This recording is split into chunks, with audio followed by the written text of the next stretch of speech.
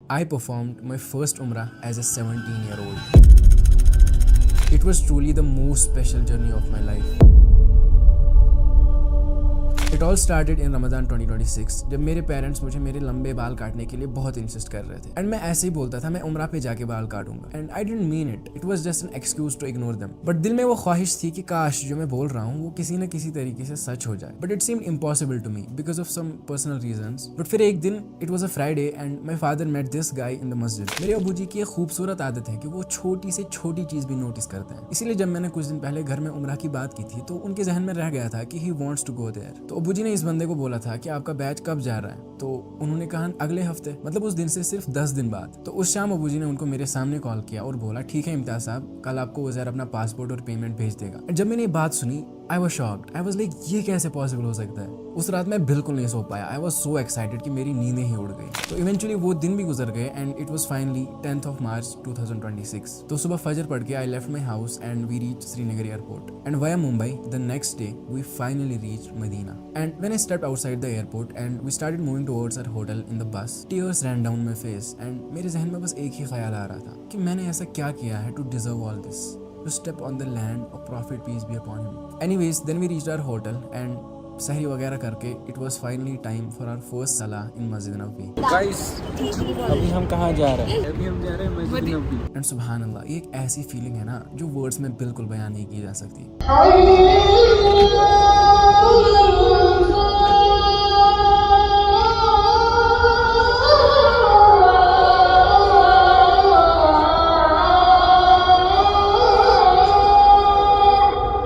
उसके बाद पहले ही दिन I got the opportunity to pay सलाम टू रसूलुल्लाह सल्लल्लाहु अलैहि वसल्लम it's like a pass way you get in from one side pay सलाम and then you come out from another side and when you get closer to actual रोजा आपकी कैफियत बिल्कुल चेंज हो जाती है लाइक ये वही समझ सकता है जो वहाँ पे इन पर्सन हो इसलिए मैंने वहाँ पे कोई भी क्लिप रिकॉर्ड नहीं की I forgot honestly I was completely zoned out and सुभान अल्लाह when you think about this जब आप सलाम पेश करते हो तो फरिश्ते आपका सलाम लेकर रसूलुल्लाह सल्लल्लाहु अलैहि वसल्लम के पास जाते हैं और उनका जवाब आपके पास ले आते हैं when you truly think about it while being at that place you won't be able to control your tears फिर उसी दिन I did my first Iftikhar in मस्जिद नबवी and it's an unimaginable thing कि वो 3 से 4 लाख लोगों का इंतजाम डेली कैसे करते हैं लाइक फाइनेंशियल एंगल की तो बात ही नहीं है लाइक उनसे ज्यादा अमीर कौन है बट द फैक्ट कि वो 10 मिनट में 3 से 4 लाख लोगों को सर्व करते हैं और पूरी मस्जिद फिर खाली भी करते हैं लाइक पूरी मस्जिद साफ करते हैं 10 मिनट में इट्स एन अनबिलीवेबल थिंग फिर थोड़ा रेस्ट करके मैंने वहाँ पे पहली तरावी पढ़ी एंड अनलाइक यहाँ के इमाम जो इतना तेज पढ़ते हैं कि कुरान समझ ही नहीं आता वहाँ बिल्कुल सुकून से कुरान पढ़ते हैं लाइक वला यजिदून लहुम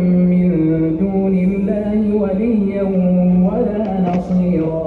आपको बिल्कुल थकान नहीं महसूस होगी यहाँ पर 10 रकात के बाद इंसान मर जाता है वहाँ पर अगर 3-4 घंटे भी इंसान कयाम में खड़ा हो जाए तो वो नहीं थकेगा क्योंकि सुकून ही ऐसा है इंसान भूल जाता है कि वो थक चुका है and the next day I was able to enter रियाजुल जन्नह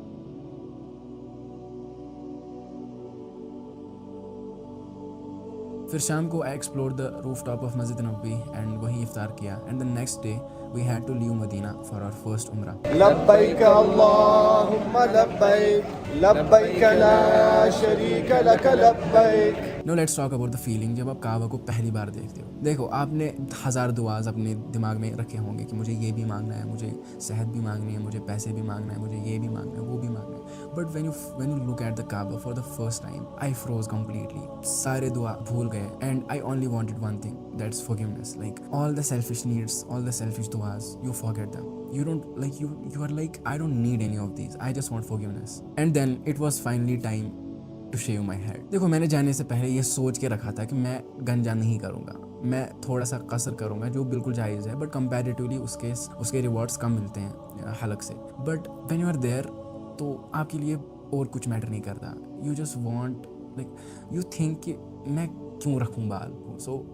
आई जस्ट लेट इट गो मैंने सोचा ठीक है अब आ ही गए हैं तो कर ही लेते हैं माशाअल्लाह गाइस उज़ैर साहब गोल्डन गुमराह को रिमो अल्लाह ताला के कबूल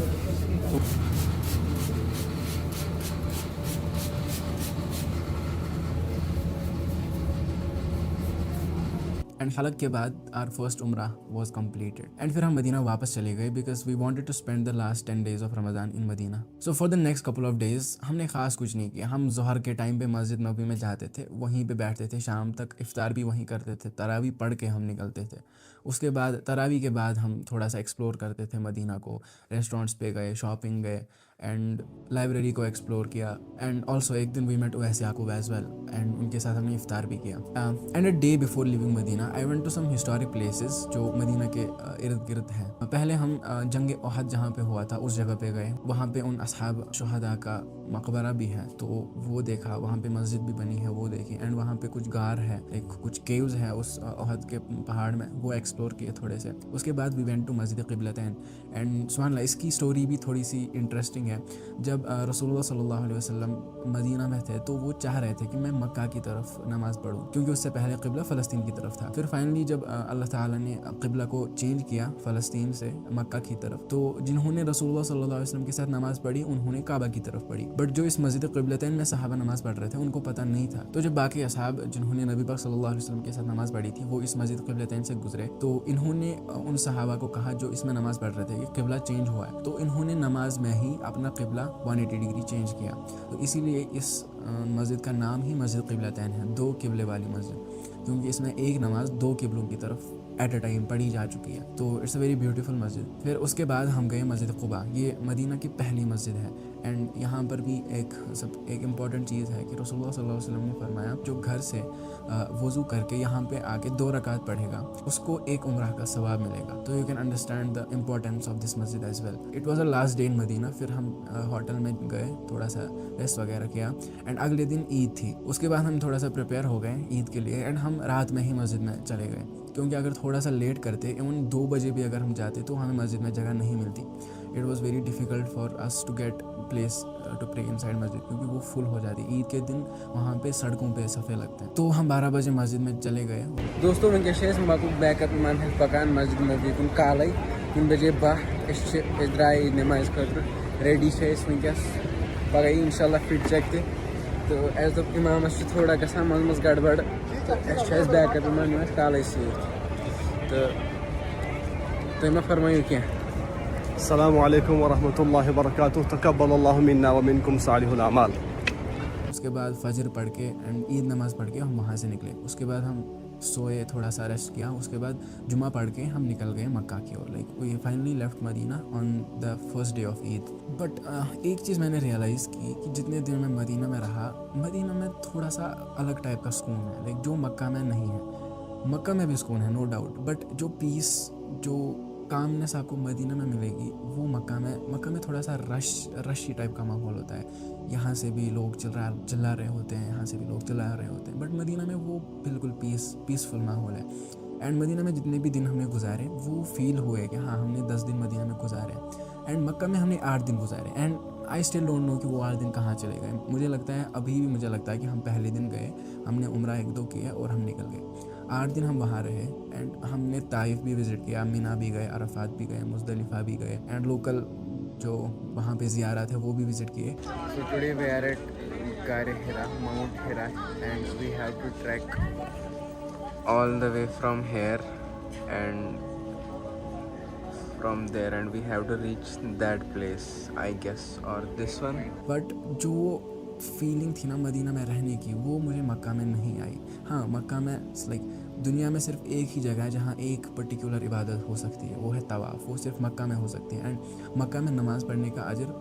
हर दुनिया की हर एक जगह से ज़्यादा है, नो डाउट। बट जो पीस लाइक ये वो लोग नहीं फील कर सकते जो वहाँ नहीं गए हैं, लेकिन जो वहाँ गए हैं they can understand what I am saying कि वहाँ पर जो पीस आपको मदीना में मिलता है वो मक्का में नहीं मिलता। एंड फिर निकलने से 1-2 दिन पहले हमने डिसाइड किया कि अभी तक हमने काबा को टच नहीं किया था क्योंकि वहाँ पे भीड़ होती है, बहुत ज़्यादा मुश्किल है काबा के नज़दीक जाना। फिर हम, मेरे साथ एक और दोस्त था हनान भाई, वो श्रीनगर से हैं, तो हमने डिसाइड किया कि आज हम कुछ भी करके काबा को टच करेंगे। हमारा गोल था बस काबा को टच करना एंड बिल्कुल पता नहीं लगा कि हम कब काबा में घुसे एंड विद इन 30 सेकेंड्स और 1 मिनट हम काबा के बिल्कुल करीब थे। लाइक अगर आप देखोगे ना तो वहाँ पे बहुत 10-15 मिनट लग जाते हैं इन तुर्की लोगों और इंडोनेशियन लोगों के वॉल्स को ब्रेक करने के लिए, लेकिन हम विद इन 30 सेकेंड्स काबा के बिल्कुल इतना सामने थे। फिर हमने कुछ ना कुछ करके काबा को टच कर लिया and we touched the Kaaba, we kissed the Kaaba, we touched the hugged the Kaaba, we touched the Hajr Aswad, we kissed the Hajr Aswad. It was like a dream. हम जब वहाँ से निकले तो मैं हानान को बोल रहा था मैंने आज अपनी ज़िंदगी में सब कुछ कर लिया, अब मैं आराम से मर सकता हूँ, अब मुझे कोई परवाह नहीं है जीने की। तो it was like an unbelievable feeling. फिर अगले दिन it was our second last day, उस दिन जुम्मा भी था, तो हमने फिर थोड़ा सा क्लॉक टावर एक्सप्लोर किया, थोड़ी सी शॉपिंग की घर वालों के लिए। एंड फिर शाम को मैंने लास्ट तवाफ़ किया अपना। And I can't tell you, it's जो भी मैंने अभी तक बोला वो थोड़ा सा डिस्क्राइब कर सकता था मैं, बट जो लास्ट तवाफ़ होता है ना वो आप डिस्क्राइब नहीं कर सकते किसी को। उस टाइम क्या फ़ील हो रहा होता है, उस टाइम आपके जहन में क्या चल रहा होता है, it's undescribable. I don't know if it's a word or not. I think I have summarized the journey of 20 days in a couple of minutes, but it may be an ordinary video for you, but for me it is something I don't know if the word special will do justice with this experience, with this journey, but this journey has changed me in every way possible. Like I don't see this world the same again, I don't see the people the same way again, I don't see the actions the same way again. It's getting a lot more philosophical and आप बोल रहे हो कि ये पता नहीं क्या क्या बोलने लग गया, बट आई विश जो भी ये वीडियो देख रहा है अल्लाह आप सबको वहाँ पे इनवाइट करे। And for me as a 17-year-old experiencing all of this at such a young age, it was a dream for me, and I hope that Allah keeps calling me again and again. So in conclusion, this journey has left a huge mark on my heart, and I pray that जो भी इस video को देख रहा है अल्लाह आपको और मुझे बार बार वहाँ जाने की तौफीक अता फरमाए। So this was it for this video. Allah Hafiz.